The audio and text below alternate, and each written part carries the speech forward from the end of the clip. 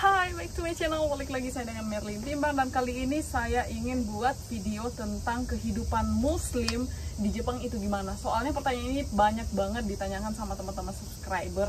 Jadi udah beberapa orang yang minta dibuatin video tentang kehidupan muslim di Jepang itu gimana sih. Kenapa? Karena kebanyakan subscriber itu nanya, aduh orang tuanya tidak izinkan karena seperti ini, negara ini kan gimana ya, apa kehidupan muslim itu susah atau gimana sih di Jepang. Jadi saya akan buatkan ya, banyak sih, tapi ini saya ingat salah satu ini permintaan atau request video dari adik Anggun ya. Mudah-mudahan Anggun boleh lihat ya, dan teman-teman yang lainnya. Well, jadi saya akan bahas 3 poin.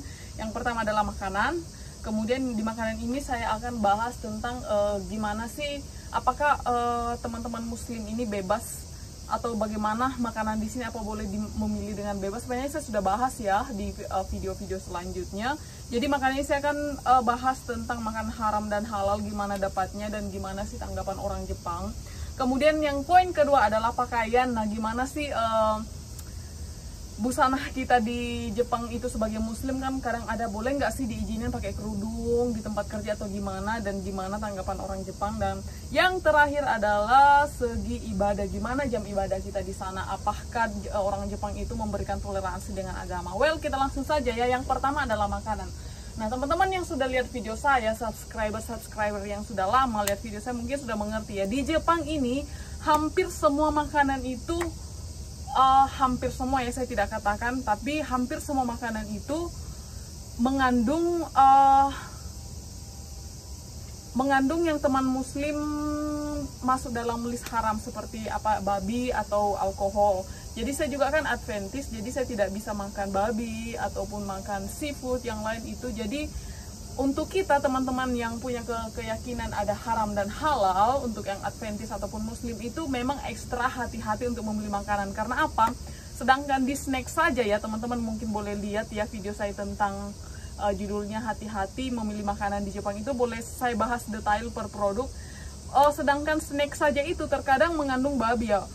Karena gini, kita mikir apa sih yang makanan babi, paling makanan berat ya, seperti makanan dinner atau lunch atau apa. Enggak, di Jepang itu hampir semua makanan, dari yang permen, dari sampai yang makan kecil-kecil sampai yang makan besar itu mengandung babi. Well, mungkin tidak ada babi, tetapi rata-rata mengandung alkohol. Nah, untuk teman-teman muslim yang di Jepang itu, mereka sama aja dengan kami yang Adventist. Kalau kita beli sesuatu itu kita harus cek dulu komposisi ini mengandung nggak haram atau tidak. Tapi untuk teman-teman yang Kristen, yang maksudnya atau siapapun Hindu Buddha yang tidak ada larangan atau keyakinannya mereka semua itu is okay, semua boleh dimakan. Tapi teman-teman yang muslim itu harus cek. Jadi teman-teman saya muslim itu akan mengecek komposisi makanannya dulu sebelum beli makanan. Ataupun kita pergi ke restoran itu harus dicek dulu, harus ditanyakan kepada pegawainya apa ini mengandung babi atau tidak, atau mengandung alkohol atau tidak, itu ditanyakan. Nah, sebelum saya membahas tentang muslim, saya bukan muslim ya, tetapi saya sudah berdiskusi dengan beberapa teman saya. Kebetulan saya mayoritas temannya itu di Jepang adalah orang muslim, karena memang yang mayoritas ke Jepang itu adalah orang muslim. Jadi saya tahu banyak tentang muslim kehidupan muslim ini ya, dan saya sudah diskusi, jadi nggak asal ngomong ya. Kalau salah dikoreksi, jangan dibully. Oke, kita lanjut ke makanan. Nah, di restoran ini juga ekstra hati-hati. Terkadang kalau kita lagi hangout dengan teman-teman itu, dengan teman-teman muslim itu harus ada kode halal baru kita boleh masukkan. Ada restoran yang memang untuk halal, berarti itu masuk ke restoran itu tanpa ada rasa khawatir atau apa, dengan bebas ya membeli makanan. Tapi ada juga beberapa teman saya yang dibilang ekstrim, bukan ekstrim juga sih, karena memang keyakinannya seperti itu, tidak pernah membeli makanan, tidak pernah makan di restoran, tidak pernah makan restoran Jepang, ataupun tidak pernah beli makanan atau jajanan di luar. Dia akan membuat makanannya sendiri, atau dia akan makan kalau di rumah. Dia akan makan makanan yang dibuat sendiri, itu terjamin. Dan bagi teman muslim juga, ini aku tidak terlalu mengerti, karena ada teman yang oke-oke aja, teman muslim ada juga enggak ya. Tapi saya tidak tahu ya, saya cuma nyampaikan walaupun mungkin itu apa ya, mungkin itu bukan binatang yang haram kayak babi atau apa kan, mereka tetap menghindari makan makanan makan di restoran karena katanya binatang itu sebelum disembeli itu tidak dibacain doa atau apa gitu ya. Jadi dia bilang kenapa sih nggak mau makan, ini kan apa, ini kan nggak haram kan. Bilang enggak mbak, soalnya ini kita nggak tahu apa binatangnya ini disembelih dengan doa atau tidak. Kalau dengan tidak disembelih dengan doa, katanya itu tetap tidak boleh dimakan. Jadi seperti itu ya untuk makanan teman-teman yang muslim di Jepang, seperti itu situasinya. Saat membeli kita lihat komposisinya aman atau tidak ada babi atau binatang yang haram, kita lihat ada alkohol atau tidak ada alkohol, oke. Terus pastikan nggak ini halal, ini dibacain doa atau enggak. Jadi solusinya teman-teman itu muslim itu satu yaitu mencari logo halal, masak sendiri. Dan di Jepang ini ada beberapa warung Indonesia, jadi ada beberapa orang-orang Indonesia melakukan bisnis. Jadi kebanyakan teman-teman itu belanja secara online karena tahu-tahu udah jelas kalau beli di warung Indonesia ini, kita kenalnya warung Indonesia, toko Indonesia itu semua produk dari Indonesia sudah pasti halal ya, seperti itu. Dan untuk tanggapan orang Jepang sih, mereka sangat toleransi. Kalau mereka lihat muslim, oh ini ada, kalau kita restoran ini ada yang halal, oh ini ada yang haram, mereka jujur, maka ini nggak boleh, ini nggak boleh, ini bisa, ini bisa. Oh, walaupun itu sedikit mereka katakan kalau ini ada babinya atau ada minyak babinya atau ada gini, mungkin tidak ada ini tapi pakai alkohol, mereka akan jujur, jadi aman aja ya. Well, makanan kelar ya. Next kita ke pakaian. Well, untuk pakaian, pertanyaan yang paling ditanyakan ini, gimana dong, apa di Jepang saya boleh diperbolehkan memakai kerudung? Sangat diperbolehkan memakai kerudung. Teman-teman kalau jalan-jalan kemanapun itu pakai kerudung, tidak ada yang rasis ya. Saya tidak tahu karena saya tidak pakai kerudung, jadi saya tidak mengalami, mungkin ada yang rasis. Tapi teman saya lihat ada beberapa yang cerita, memang sih orang Jepangnya mungkin melihat kita agak lain, tapi kita tidak tahu melihat lainnya itu mereka kagum atau mereka anggap aneh, karena maksudnya teman muslim kan pakainya satu set dalam 1 tahun itu ya tertutup semua, sedangkan negara Jepang ini kan negara 4 musim ya. Artinya apa? Mereka akan berpakaian sesuai dengan musim. Kalau musim panas otomatis mereka akan berpakaian kayak agak terbuka sedikit ya, karena panas banget. Nah tapi kalau teman-teman muslim itu mereka tetap tertutup, mau musim dingin mau musim apapun itu kan tertutup. Jadi orang-orang Jepang kadang melihatnya begitu, kita nggak tahu mereka bilang ini something yang aneh atau mereka bangga atau gimana, tapi itu ada. Tapi mereka tidak pernah rasis. Nggak tahu sih kalau rasis atau, tapi mereka menghargai aja sih, aman aja sih teman-teman saya yang berpakaian muslim bebas di jalan kemanapun di Jepang ya. Bahkan ada pernah cerita teman saya kesaksian kalau mereka bilang mereka suka pakaian muslim karena pakaian muslim itu katanya seperti pakaian apa ya, mereka bilang pakaiannya muslim itu tertutup semua seperti dengan apa sih princess seperti dengan princess Jepang. Apa sih kalau bilang pangeran ya, kalau lawannya pasangannya pangeran apa sih, kok lupa, putri ya, putri kerajaan, nggak tahu, pangeran seperti itulah.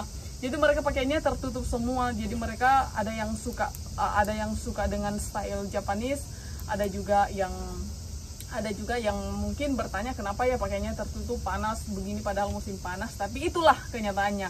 Kemudian untuk di pekerjaan, well ini to be honest ya, ada pekerja atau panti atau rumah sakit itu mengizinkan teman-teman untuk memakai kerudung. Ada yang enggak, bukan karena mereka benci tentang agama muslim atau rasis, tapi mereka itu mungkin pandangannya masih pendek, masih belum dalam tentang muslim. Jadi mereka khawatirkan itu kalau pakai kerudung itu kan ada jarumnya tuh, jadi mereka takutnya itu akan jadi kecelakaan di tempat kerja, mungkinnya ketusuk ke pasiennya atau gimana. Padahal ya skill aja ya, maksudnya teman-teman muslim kan sudah skill dengan pentul-pentulnya itu, ataupun udah ada kerudung yang langsung pakai, tapi untuk mereka itu masih paranoid dengan hal itu, nanti gimana. Terus ada juga yang bilang khawatirnya tanggapan si pasien kepada pekerja muslim dengan memakai kerudung itu mungkin agak aneh karena semua tertutup, jangan sampai mereka takut. Tetapi ada juga yang banyak, tidak sedikit, itu cuma sedikit doang ya, tapi tidak sedikit juga tempat kerja yang mengizinkan teman-teman berpakaian bebas sesuai dengan aturan agama teman-teman atau sesuai dengan aturan berpakaian orang muslim ya. So sejauh ini sih seperti itu ya untuk berpakaian. Kelar ya untuk pakaian yang saya mau bahas. Oke, lanjut ke ibadah. Well, untuk jam ibadah mungkin ini yang paling penting. Jadi hal yang saya ingin katakan, jadi bekerja di Jepang ini mereka itu walaupun boleh dibilang mereka itu tidak bertuhan, ya tidak bertuhan, tetapi mereka sangat respect tentang perbedaan agama. Mereka respect banget dengan keyakinan orang-orang yang lain. Jadi mereka jarang yang rasis ya tentang agama.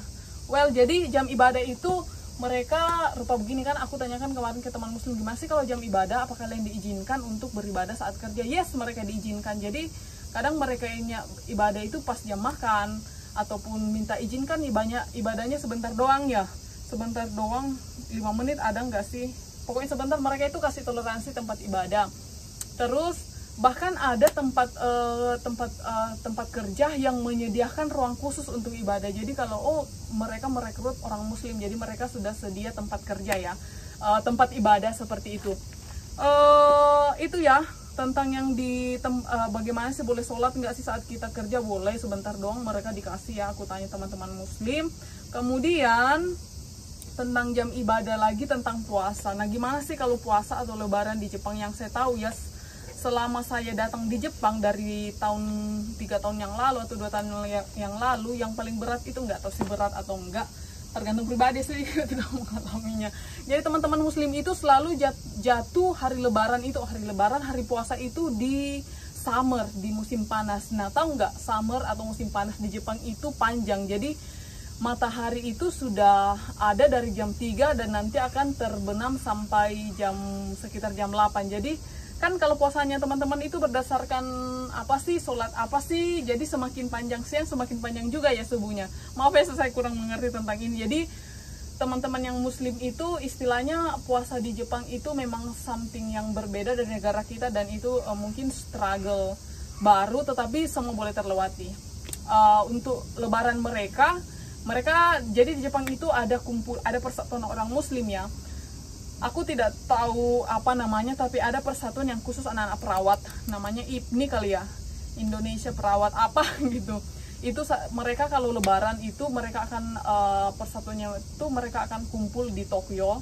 Kemudian ada juga persatuan muslim se-Jepang. Jadi kalau lebaran sih akan tetap rasa rumah sih, maksudnya tetap merasa seperti keluarga ya, walaupun tidak seperti keluarga saat kita pulang kampung, karena persatuan muslim di Jepang itu boleh saya bilang kuat banget. Jadi jangan khawatir soal ibadah. Terus kalau masjid sih aku kira sedikit, tapi pas aku tanya teman, enggak banyak kok mbak, tapi enggak sebanyak Indonesia, ada aja sih masjidnya. Cuman kalau di Jepang itu jarang banget mau dengar azan.